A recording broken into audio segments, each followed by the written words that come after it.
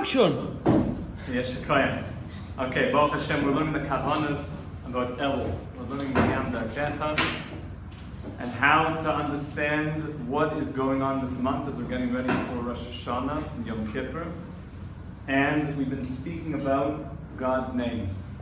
That's been the name of the game, God's names.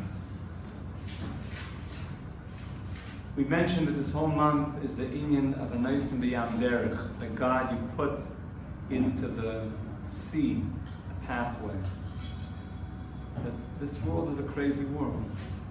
And generally we get caught in the ocean, caught in the sea of confusion, the sea of anxiety, the sea of just being overwhelmed. And we need a derech, we need a pathway to take us out of it. And we explained that there's two names of God. If you spell them out, they spell derech, the gematria. We said the first one is a yud and a hey and a vav and a hey, and it's shem sag. Oh, Geffen, you made it, right. Yud is not just a yud and a hey and a vav and a hey. A yud is a yud and a vav and a daled. If you spell out a yud, how do you spell yud? Yud, vav, and a daled. And how do you spell a hey? There's three ways to spell a hey. One of them is hey, yud. How do you spell a vav? Vav, aleph, yud. Vav. Vav. How do you spell hey?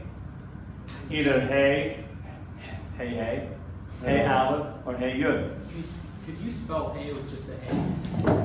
So you can spell it, but it's not in milui. It's not the full expression of the hey. We want the milui, the full expression of it. And we said if you add up all those letters, a yud is 10, a vav is 6, a dalet is 4, a hey is 5, a yud is 10, a vav is 6, 1, 6, 5, 10, altogether is 63, sag.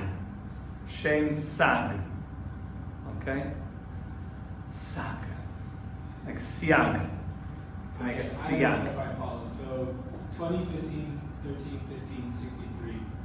What is the elements of 63? 63 is the numerical value of a yud and a hey and a vav and a hey spoken out, elongated. We explained this yesterday, that a letter, you have a yud, so the yud is just a little yud. Here's a yud, look, here's a yud. But there's much more than meets the eye, because if you spell out a yud, if you elongate the yud is a yud, vav, daled. There are letters hiding within the yud, right? That's called the milui, the spelling out of the letter. I.e., it's bringing revelation, we spoke about earlier, of the internal part that was hiding. You have to bring it out. How do you spell the letter mem? Mem, and then another mem. So there's another mem, hiding in there. How do you spell nun? Nun, vav, Nun. There's another vav and a nun hiding in there. What about aleph? Aleph, lamed, fe. That's right. There's a lamed and a fe hiding inside that aleph. What about samech? Samech, mem, Chav. There's a mem and a chav that was hiding inside there. Even though I just saw the samech. Look, it's just a samech. No, it's samech. It's hiding. The mem and the chav are hiding inside that samech. So that's when you do something memilui. We spoke about this yesterday also, that when Hashem made the world with the 22 Hebrew letters, so he made an aleph, but then inside the aleph is a lam and a fe, and then a beis is a beis and a yud, and a sav. And all of a sudden inside that yud is another yud and a vav and a dal. Inside that dal is a dal, lam and a sav. Inside that lam and a dal. Inside that sav, yud, beis, vav. And then you just keep expanding, and the whole world is expanding out through the Hebrew letters being spelled out and out and out and out and out, and all of creation just emanating is a good word actually. Emanating forth. So spelling God's name in that way is the gematria sag. And there's reasons behind what that means.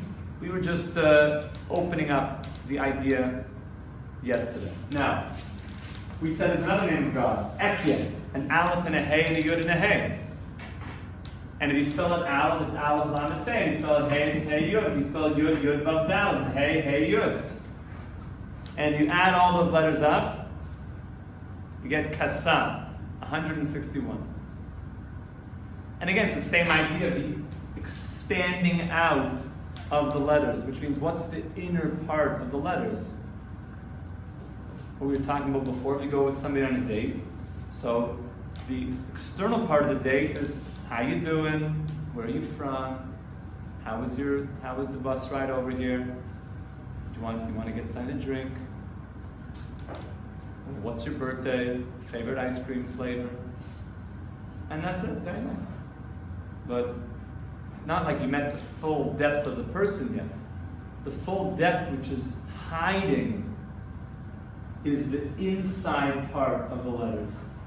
So when you expand out a letter, you see the depth of what's really going on inside the letter. And you can expand each letter more.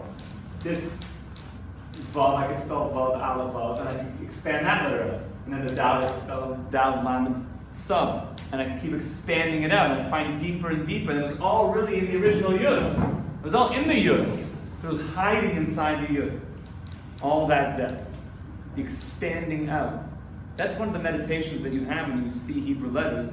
If you know that this is called a Shulchan. So what are the letters of Shulchan? A Shin, a Lamed, a Ches, and a Nun.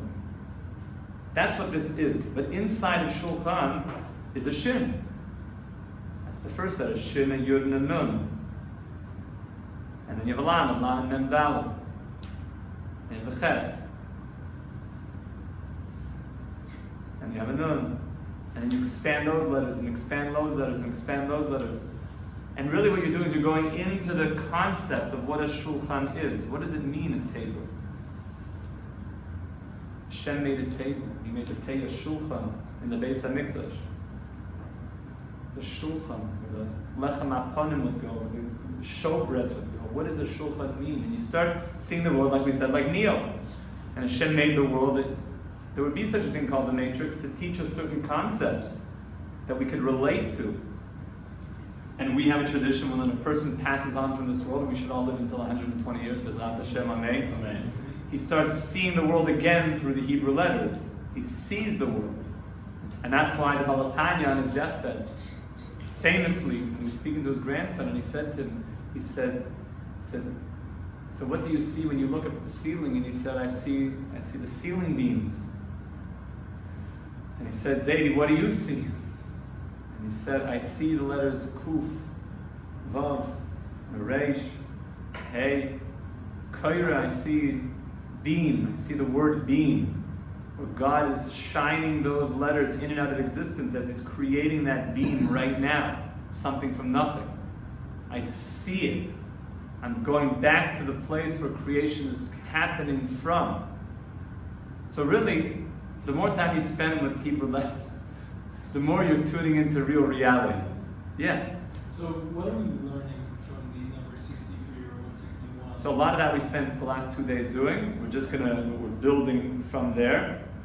What we're learning is things to think about as they relate to the numerical values.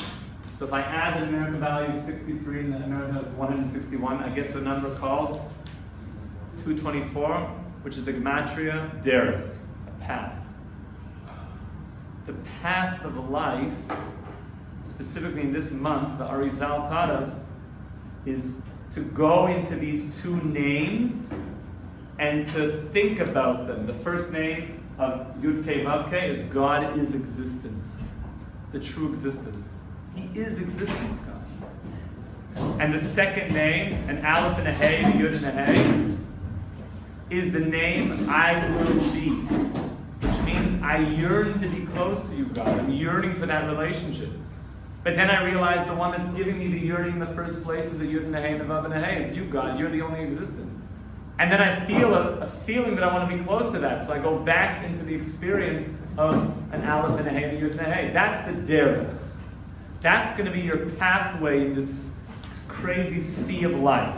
And that's going to be the way to true tshuva, to returning to Hashem. And then we explain that derech is the gematria of baki.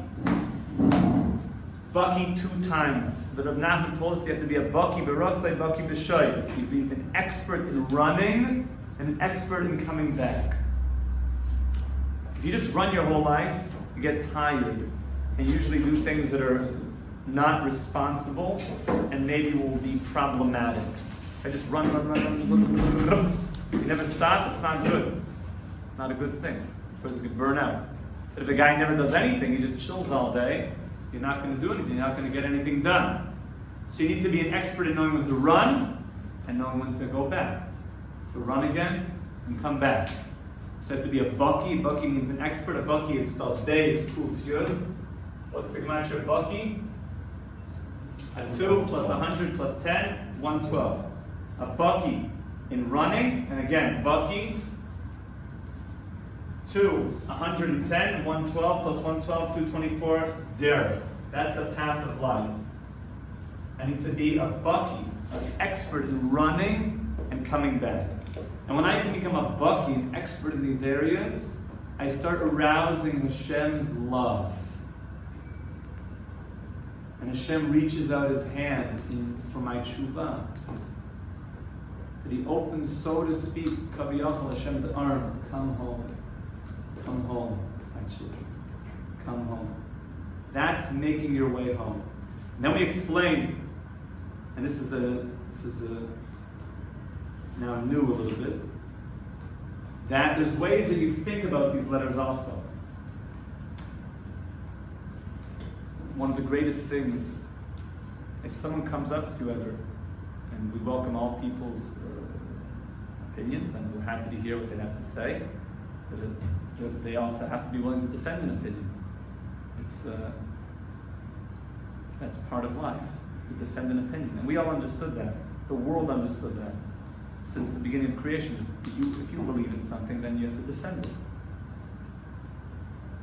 And if somebody wants to claim that, well, the Torah that was written, the Bible I accept, but the oral tradition, well, that is, I don't accept it.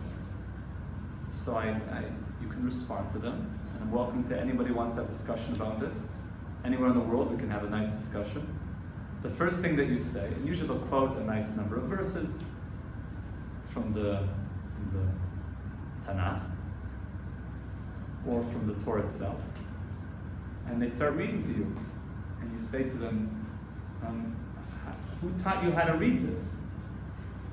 Like the quoting in the Bible, and so how are you reading that? I said, well, I learned it from who? Who taught it to you? My rabbi taught it to me. Really? Who taught it to him? Well, who taught it to him? Who taught him how to read? Who taught?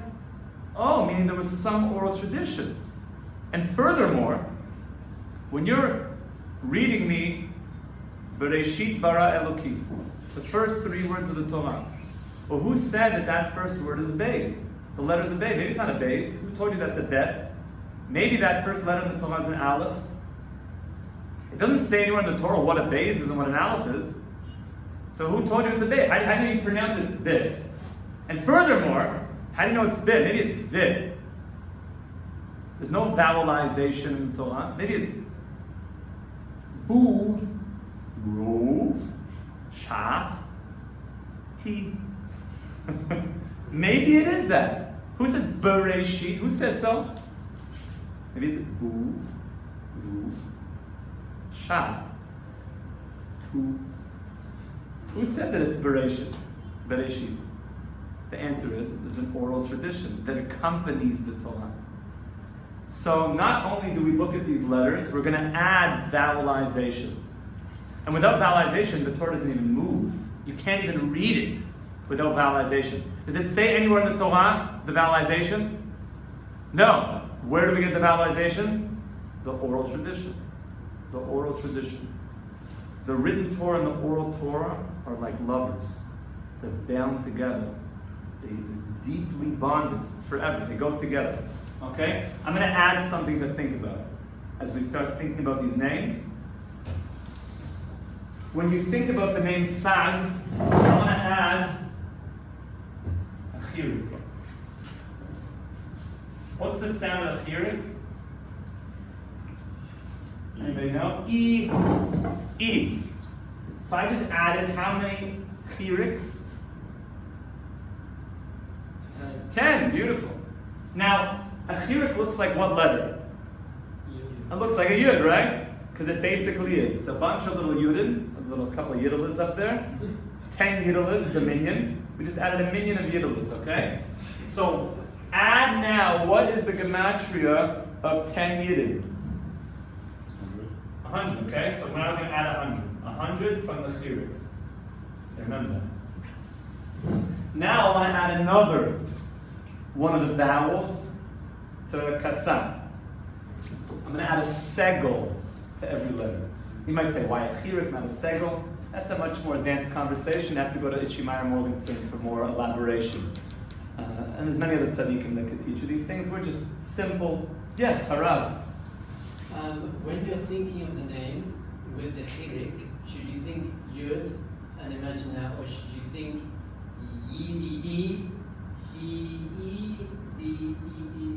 So you can. They say you can think and feel of what it would sound like without saying. But thinking it, you could both see it and even imagine it sounding. Imagine the sound, even with Yud Kei Vav Kei. But you never want to say. But there's something. You even imagine the sound. It's big stuff. It's big. Be careful. But it's big stuff. Definitely visualizing it, and specifically we're talking about feeling. Feeling the concept of it, that Hashem is nothing but you. Hashem is nothing but you. It's nothing but you. You are existence. When we get to Ekya, there's a me that wants to be close to you. There's a me.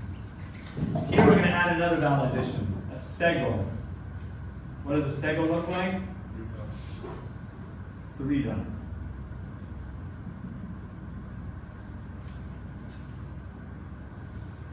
The Kabbalists that do the challahs, the 12 challahs, they set them up like this. 2 segels facing each other that way, and they put an additional challah on top of each one. 2 segels. Okay, so how many segels did we add here? 10 segels. And and each segel is comprised of what? 3 yudin. So how many yudin did we just add? 30, beautiful. So 30 times 10, 300. Okay, we added 300. Okay, keep that in mind for a second. Now, I want to add one more thing. We added 100 plus 300, 400. Okay? 400 is an additional thing to think about. When we talk about God extending, we talk about God reaching his hand out to us. A lot of these are the teachings that Rabbi Nachman from Breslov gave down to us. We said Hashem's hand is shuta. Hashem is extending his hand. So how do you spell shuta? Pei, shin, vav, ches, hey. What's the gematria of pei? 80. What's the gematria of shin? 300. What's the gematria? 6. What's the gematria? 6. 9. Gematria 5. Rabbis? 80 plus 300 plus 6 plus 9 plus 5? 400. So when I think about the segels and I think about the chiriks, I feel that God is extending his hand. He's extended it to me. It's reaching out to me. What part is reaching out to me? Yamin. His right hand. Right is always the side of chesed, but not just the right hand. The full expression of the yamin, the fullness of the right.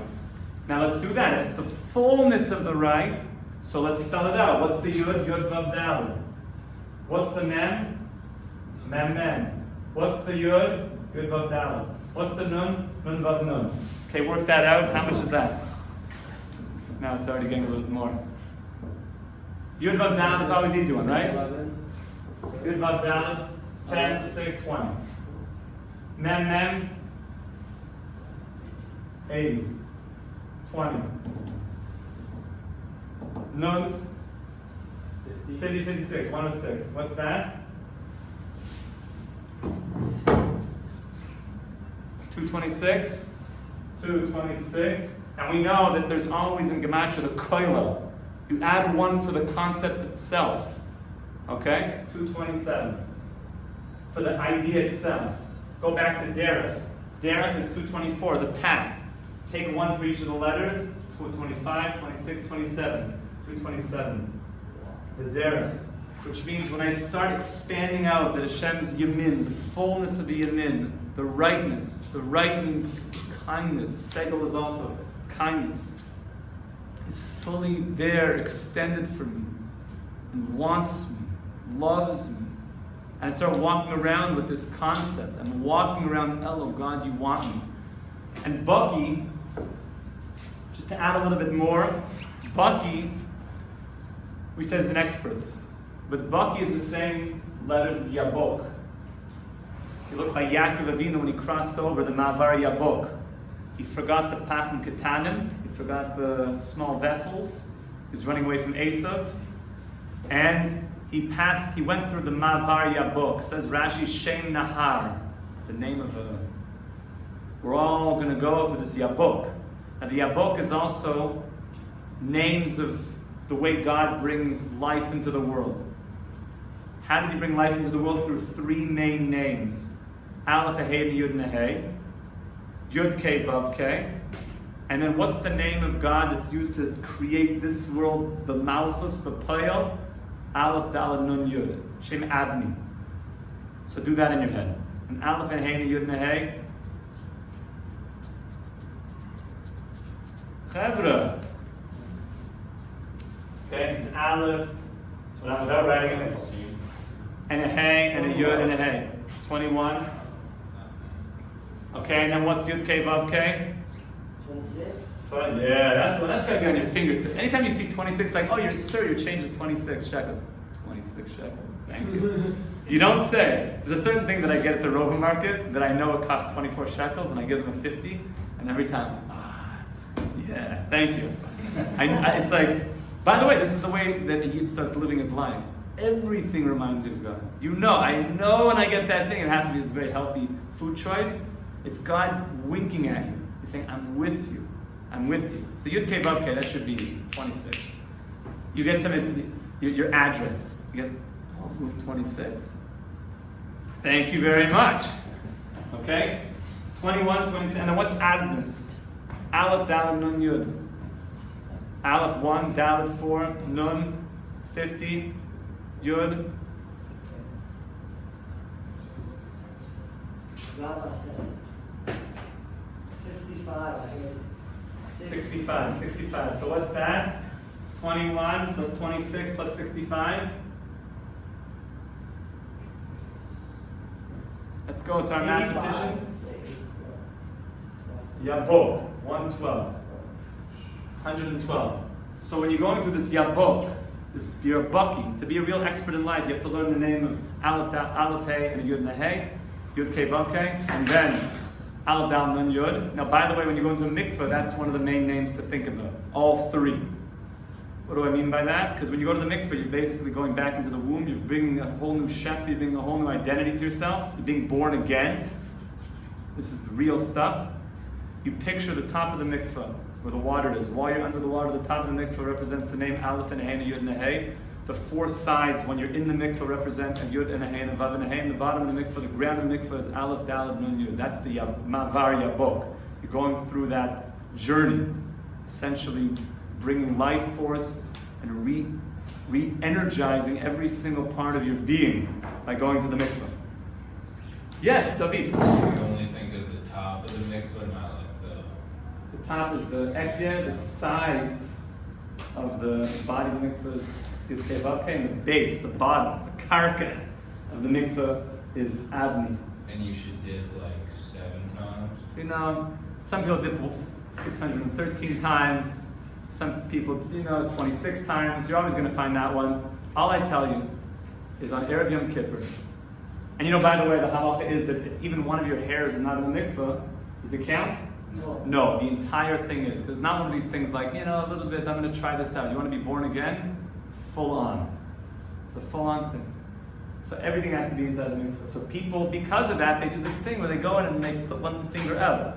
So everyone counts as a dip. You get what I'm saying? Like, Oh, yeah. don't be that guy when there's 50 people waiting here at Yom Kippur and they're like, and he's like, you poke. And he's like doing the finger thing. Oy vey! That's called a Chil Hashem. Bezrat Hashem, we should be saying on the Kiddush Hashem, a nice and beyond derech, to have this derech, to know that Hashem loves us and He just wants from us to be close to Him, and that all we want is to be close to Him, and to know there's nothing but Hashem, and at the same time He's giving us life anew, this time of year in a very powerful way. The life of wanting to be again close to the King, and then the King shows you that it's all Yud Kei Vav Kei, and again I want to be close to that. That's the derech that's shining this whole month. Bring it into the ban, bring it into the yam, and that will create so much peace in a person's life and remove all the anxieties. We should be in His own name. Yay. A wonderful day.